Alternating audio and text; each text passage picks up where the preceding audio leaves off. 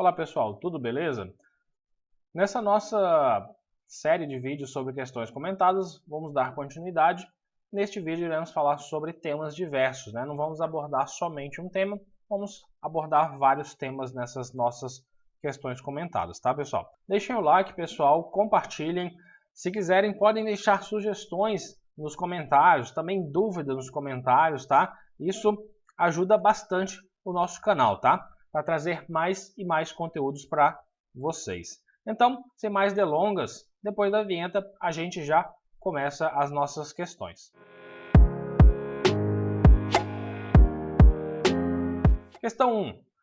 Banca CESP-Cebrasp de 2023, TCE Rio de Janeiro. 1. Quanto ao conceito de controle da administração pública, a sua abrangência e as suas espécies, julgue o item a seguir. Dada a sua maior discricionariedade, os atos políticos não se submetem à apreciação da justiça, mesmo quando arguidos de lesivos a direito individual. Bom, pessoal, essa afirmação não é completamente precisa. Embora os atos políticos eles possam ter uma maior discricionariedade, eles ainda devem seguir a lei, tá? Eles ainda devem seguir a lei e também a Constituição do país. Se um ato político ele violar os direitos individuais ou for considerado ilegal, a justiça ela pode sim intervir e apreciar o caso. Um exemplo de um ato político que pode sofrer essa intervenção do judiciário é a aprovação de uma lei que viole os direitos individuais previstos na Constituição. Então, se um parlamento ele aprova uma lei e passa pela sanção do presidente, uma lei esta que restringe a liberdade de expressão, de religião ou também de imprensa, essas restrições podem ser contestadas por indivíduos ou grupos afetados pela lei e o judiciário ele pode intervir se a lei é constitucional ou não, né? Então, existe aqui essa apreciação do poder judiciário em razão dessa questão de ato político, tá, pessoal? Então, a gente tem que o nosso gabarito da questão número 1 seria, neste caso, errado, né? Então, dada a sua maior discricionariedade, os atos políticos não se submetem, né? A gente percebeu agora que eles se submetem sim à apreciação da justiça, mesmo quando arguidos de lesivos a direito individual. Gabarito errado. Questão 2, Banca CESP-Cebrasp 2023, também do TCE. Então, quanto ao conceito de controle de administração pública, a sua abrangência e suas espécies, julgue o item a seguir. A ação popular é instrumento de controle destinado a proteger direito próprio do autor e pode ser utilizada de forma preventiva ou então repressiva contra atividade administrativa lesiva ao patrimônio público. Bom, a nossa questão está falando sobre ação popular. A ação popular, ela se encontra lá no artigo 5º, inciso 73 da nossa Constituição, e diz que qualquer cidadão é parte legítima para propor a ação popular que vise anular ato lesivo ao patrimônio público ou de entidade de que o Estado participe, à moralidade administrativa, ao meio ambiente e ao patrimônio histórico e cultural, ficando o autor, salvo comprovada má-fé, isento de custas judiciais e também de ônus de sucumbência. Bom, a primeiro plano, a gente tem que a ação popular ela vai tratar sobre direito difuso, tá? Direito difuso, sobre o meio ambiente, né? A gente tem aqui patrimônio histórico e cultural, meio ambiente, moralidade administrativa. Então, vai tratar sobre direitos difusos e não sobre direito individual, né? Como aqui a nossa questão coloca, proteger direito próprio do autor, né? Um direito individual do autor. Neste caso, não, né? Vai tratar sobre direito difuso. Falamos aqui sobre uma coletividade, tá? Lembrando, direito difuso, a gente já lembra de coletividade.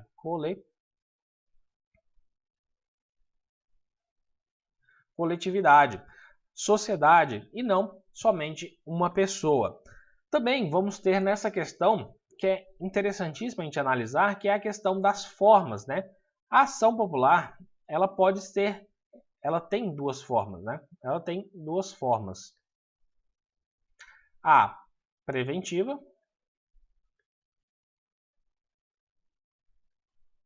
e também a repressiva. Deixa eu apagar aqui.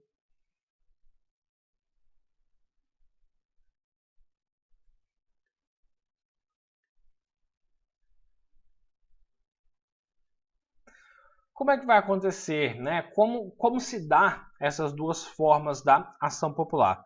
Bom, a preventiva ela vai ser ajuizada antes da efetivação dos efeitos ofensivos. Então, será antes da efetivação dos efeitos ofensivos. Já a repressiva, ela vai ser quando o intuito da propositura desta ação popular é de anular os atos lesivos, conseguir aqui o ressarcimento de danos ocasionados e a recomposição do patrimônio público lesado. Então, né, a gente tem depois e o seu objetivo é anular os atos lesivos. Anular os atos lesivos. Então, a ação popular preventiva, ela vai aqui nos nossos termos, será uma prevenção, né? Ela será ajuizada antes da efetivação dos efeitos ofensivos. Já a repressiva, ela vai ser depois que aconteceu já os efeitos ofensivos. Então, depois que acontece, o que faz? Vai tentar anular esses efeitos ofensivos, tentando ressarcir, tá? Ressarcir os danos que foram ocasionados por esses efeitos ofensivos e também a recomposição do patrimônio público lesado, tá? Uma outra questão interessante acerca da ação popular são os seus requisitos. É interessante a gente falar aqui.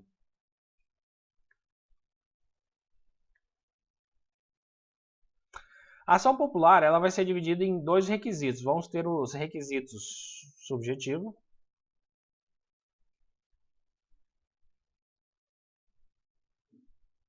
e também objetivo. O requisito subjetivo é ser cidadão. No começo do artigo 5º, inciso 73 da nossa Constituição, já diz: qualquer cidadão é parte legítima. Então, isso é o requisito subjetivo. Somente cidadão pode fazer a propositura de uma ação popular, tá, pessoal? Somente cidadão pode fazer a propositura de ação popular. E cidadão é aquele que possui uma capacidade eleitoral ativa. Ou seja, ele é um eleitor e está com as suas obrigações eleitorais em dia. Já o requisito objetivo é a lesão. Ou também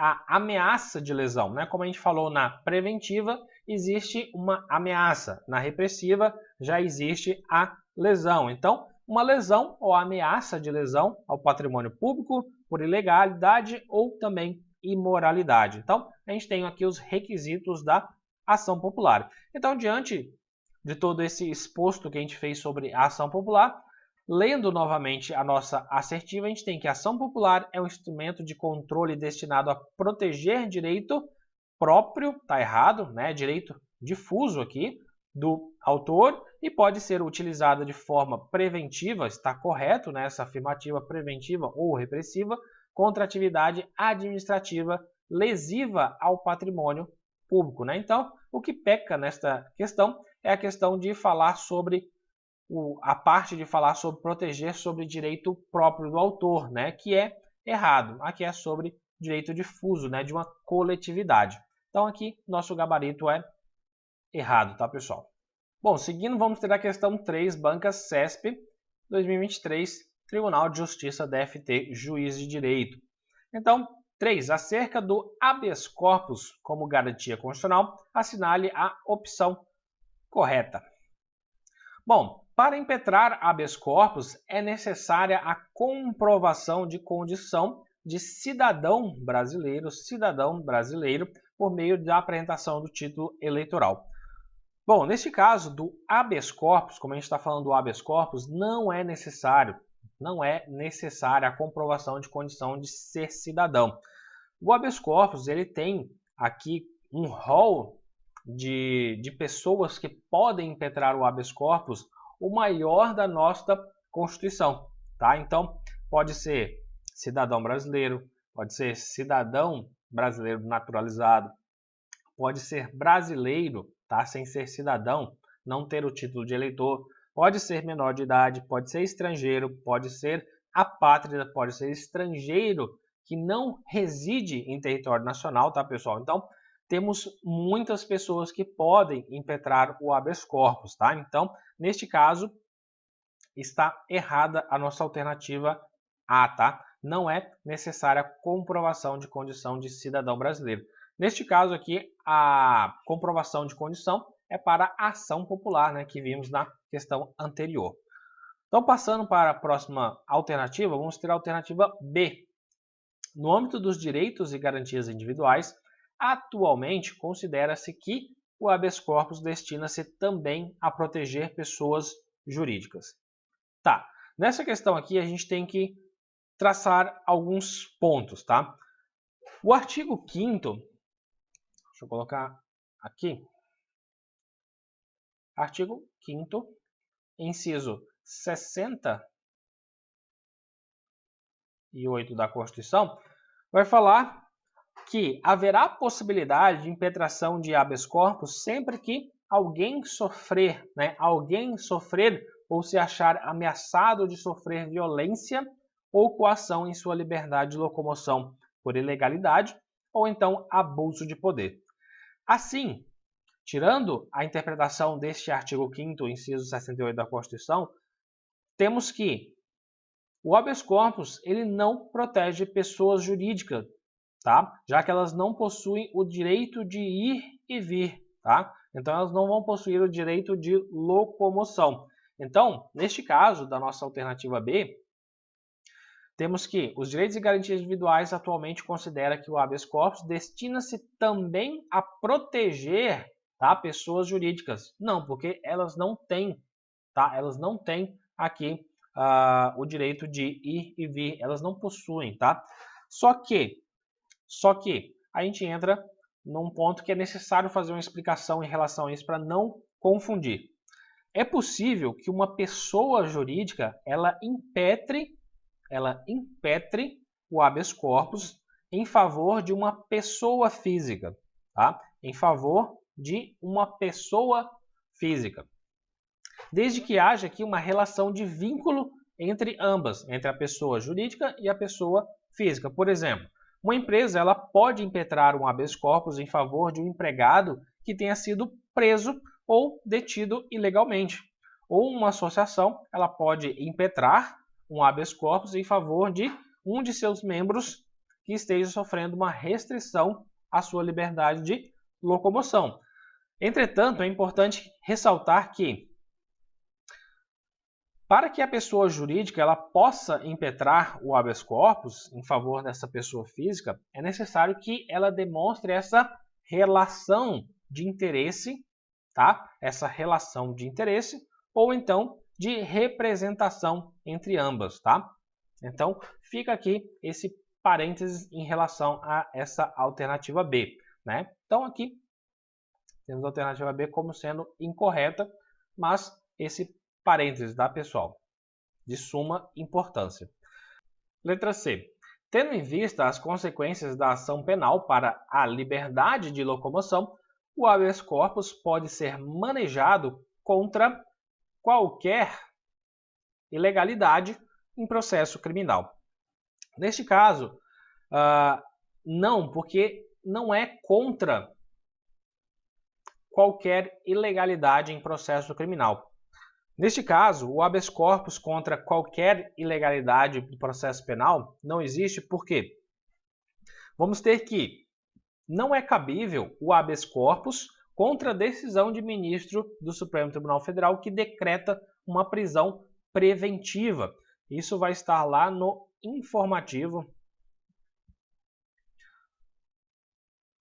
964 do STF, tá, pessoal? Então, isso já quebra essa ideia de que pode ser manejado contra qualquer ilegalidade em processo criminal, tá? Então, a gente tem a nossa letra C como alternativa errada, tá?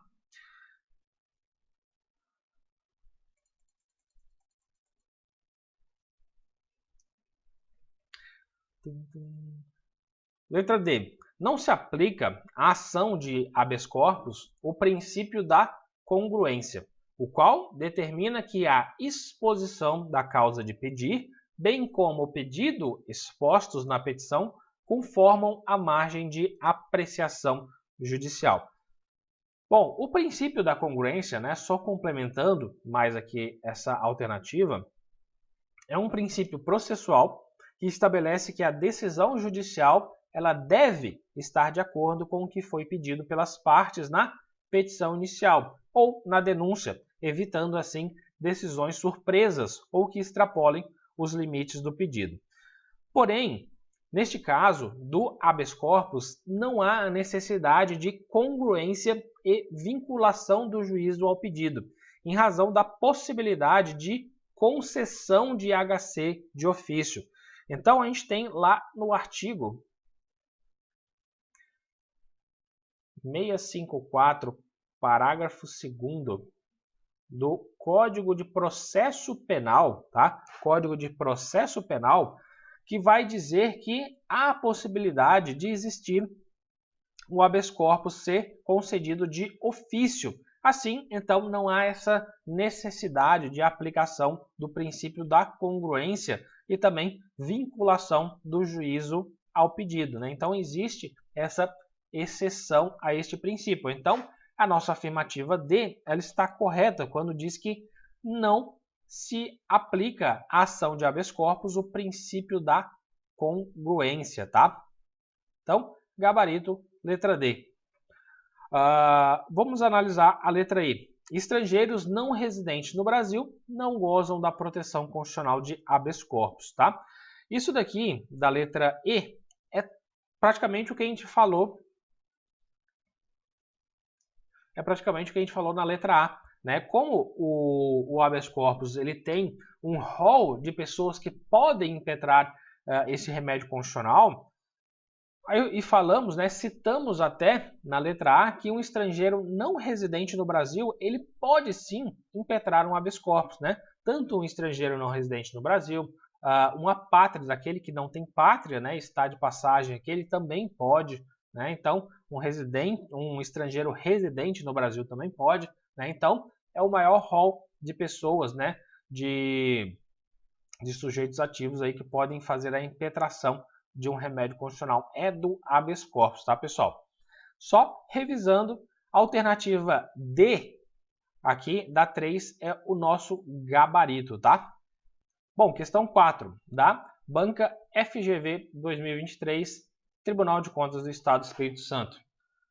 Bom, Joana, estudante de Direito, questionou seu professor de Direito Constitucional a respeito da classificação quanto à eficácia da norma obtida a partir da interpretação do disposto no parágrafo único do artigo 75 da Constituição, que tem a seguinte redação: as constituições estaduais, elas disporão sobre os tribunais de contas respectivos que não serão integrados por 7 conselheiros.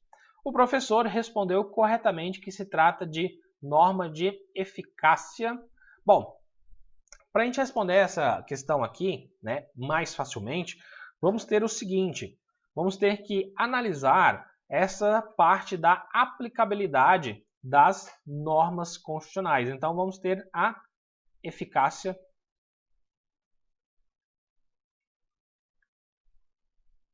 eficácia das normas constitucionais.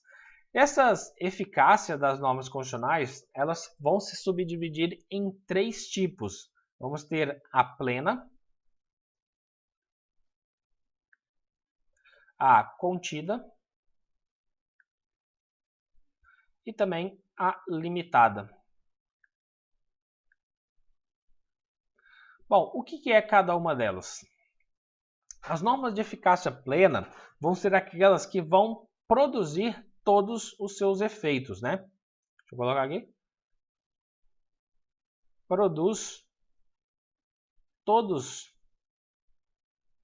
os efeitos, tá? Assim que elas entram em vigor. Então, as normas de eficácia plena, elas vão produzir todos os seus efeitos assim que entrarem em vigor. Já as normas de eficácia contida, elas também vão produzir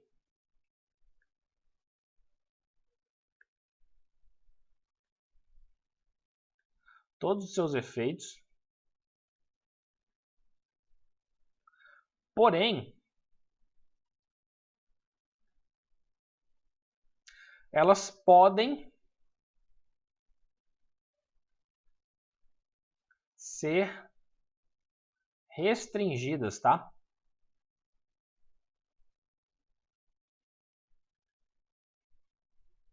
Elas podem ser restringidas. Então, essa é a grande questão das normas de eficácia contida. Elas vão produzir todos os seus efeitos, porém, elas podem ser restringidas. Não é que elas vão ser restringidas, tá, pessoal? Elas podem ser restringidas. Então, isso é uma faculdade do legislador em restringir ou não restringir essas normas, tá? E também as normas de eficácia limitada, é aquelas que não vão produzir, não produz todos os efeitos. E neste caso, elas vão precisar de uma regulamentação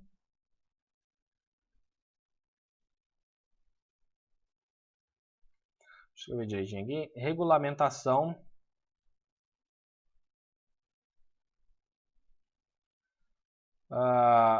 futura para, então, produzir todos os seus efeitos. As limitadas, elas vão precisar de uma regulamentação para produzir todos os seus efeitos. Só que as normas de eficácia limitada, elas vão se subdividir também. Elas vão subdividir em normas de eficácia limitadas de princípio institutivo,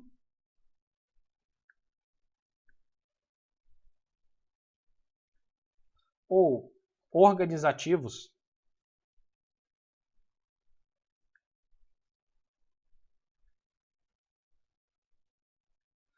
e também vão se subdividir, deixa eu dar mais espaço aqui, vão subdividir também em normas de eficácia limitada de princípios programáticos.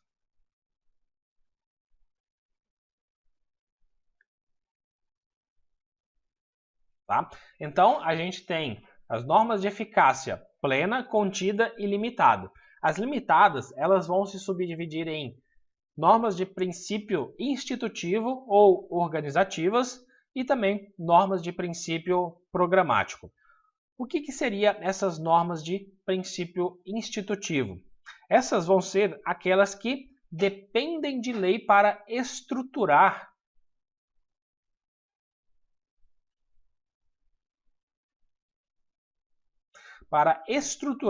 e organizar, tá? Organizar atribuições de instituições, pessoas e órgãos previstos na Constituição. Então, quando falar sobre estruturar e também organizar, estamos falando aqui sobre uma norma de eficácia limitada de princípio institutivo ou organizativa, tá? Já a gente vai ter as normas de eficácia limitada de princípio programático, no qual elas vão estabelecer programas.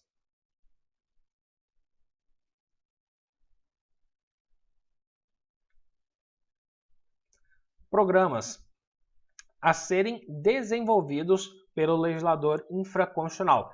Então, quando estiver falando sobre políticas públicas, instalação de políticas públicas para melhoramento de saúde, de educação, né, programas a serem estabelecidos para a melhoria de determinados direitos sociais, né, principalmente falando, a gente tem aqui normas de eficácia limitada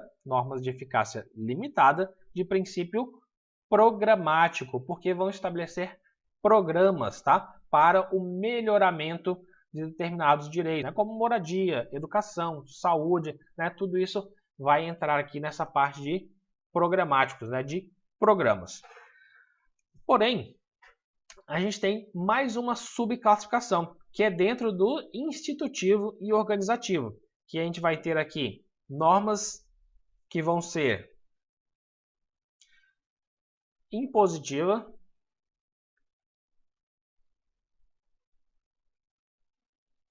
e também vamos ter as facultativas.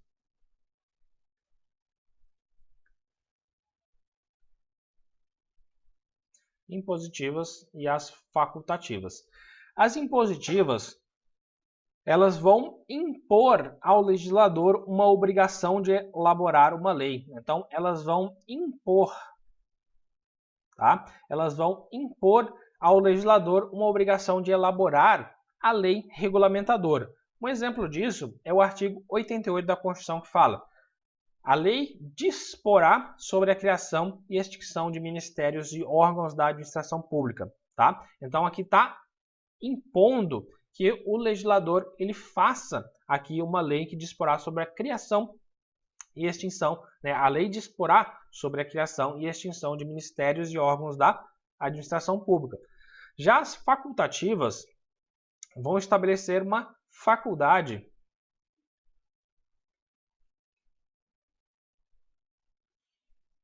uma escolha, né? O legislador infraconstitucional ele vai escolher, né? Ele tem a faculdade entre fazer ou não, né? Um exemplo disso é o artigo 125, parágrafo 3º da Constituição, que a lei estadual poderá criar, mediante proposta do Tribunal de Justiça, a justiça militar. Uma forma muito fácil da gente conseguir visualizar isso é que nas normas impositivas vão estar ali o verbo disporá. Tá? Disporá. Já nas facultativas vai estar o verbo poderá. Tá? Então, poderá. Assim, a gente tem a nossa classificação, né? Um resumão bem rápido aqui das normas de eficácia, né? A gente tem as normas de eficácia plena, contida e limitada. A limitada ela vai se subdividir em institutiva e organizativa e programáticas. Já as de princípio institutivo vão se subdividir em impositivas e também facultativas, tá, pessoal? Com isso em mente, vamos voltar aqui à nossa questão, que vai dizer o seguinte. Vamos ler novamente o artigo que é citado aqui na questão. O artigo 75, né, no seu parágrafo único, vai dizer o seguinte. As constituições estaduais disporão sobre os tribunais de contas respectivos, que serão integrados por 7 conselheiros. Bom, por esse disporão aqui, a gente já consegue até matar a nossa questão. Vai falar sobre uma norma de eficácia limitada, né? Limitada, de princípio institutivo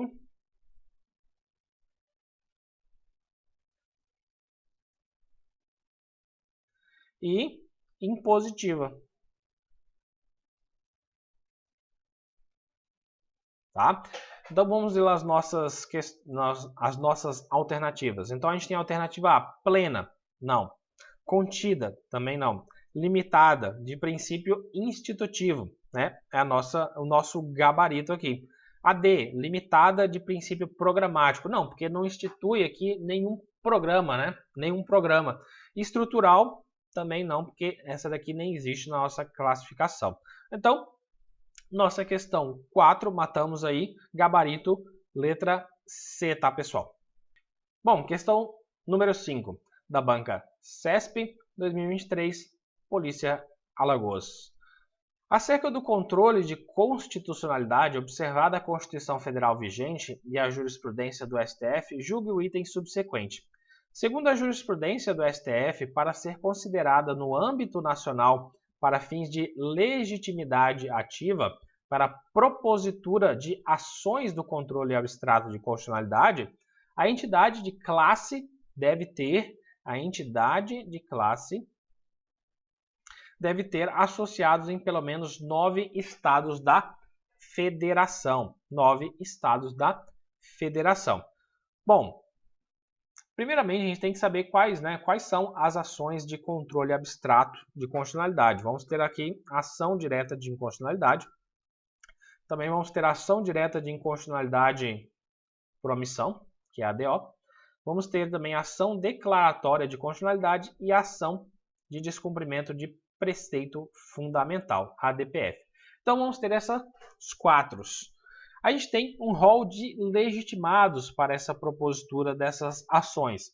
E um desses legitimados é a entidade de classe. Então vamos ter na nossa Constituição o artigo 103, inciso 9, que vai falar sobre a entidade de classe, que vai dizer que podem propor ação direta de inconstitucionalidade, ação declaratória de constitucionalidade, inciso 9, confederação sindical ou entidade de classe de âmbito nacional. Então, o que acontece? Aqui fala sobre entidade de classe de âmbito nacional. Na nossa Constituição, tá, pessoal? A nossa Constituição Federal não vai falar sobre essa questão de dessa entidade de classe ter associados em pelo menos 9 estados da federação. Porém, a jurisprudência do STF, ela vai afirmar que apenas as entidades de classe com associados em ao menos 9 estados da federação vão dispor de legitimidade ativa para ajuizar a ação do controle abstrato de constitucionalidade. Assim, neste caso, não vai bastar que a entidade ela declare no seu estatuto ou ato constitutivo que possui um caráter nacional. É necessário que existam associados ou membros em pelo menos 9 estados da federação. Isso representa 1/3 dos estados membros ou Distrito Federal. Então, para a entidade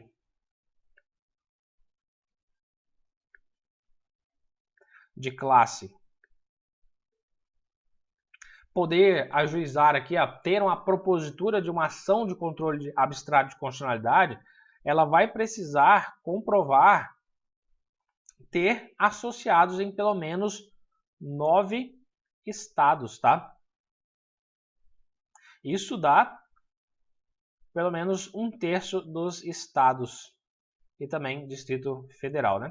Isso vai tratar-se como sendo um critério objetivo construído pelo STF com base na aplicação analógica da lei orgânica dos partidos políticos, tá, pessoal?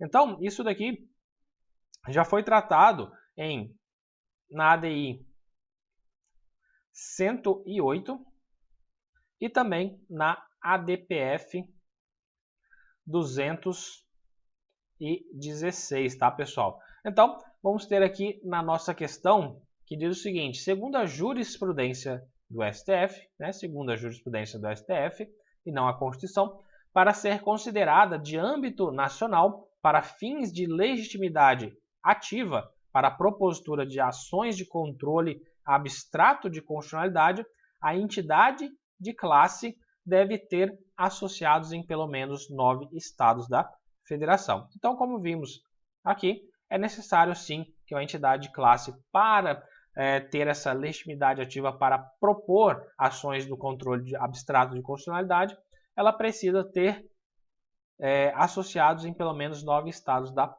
federação, tá, pessoal? Então, aqui a gente tem o gabarito correto. Saindo um pouco dessa questão aqui, só fazendo um parêntese, como essa questão ela fala segundo a jurisprudência do STF, a gente considera isso daqui como sendo correto, tá, pessoal? Se falasse aqui, ó, segundo a Constituição Federal de 88, é necessário esse requisito? Não, porque a Constituição, como falamos, ela não fala neste requisito, viu? Né, o pulo do gato em relação a isso, eu já vi várias questões que existe um requisito dentro da lei daquele determinado remédio constitucional ou de uma ação desse tipo, né, de controle abstrato de constitucionalidade, que fala uma coisa, porém a Constituição fala outra. Né? Isso vai depender do enunciado da questão. Tá? Então, lembrem-se muito bem, quando o enunciado da questão falar, pensem diretamente no que o enunciado da questão fala. Se for segundo a Constituição, pensem somente na Constituição. Se for segundo a lei XXX, determinado local, né, determinado remédio, pensem na lei tal.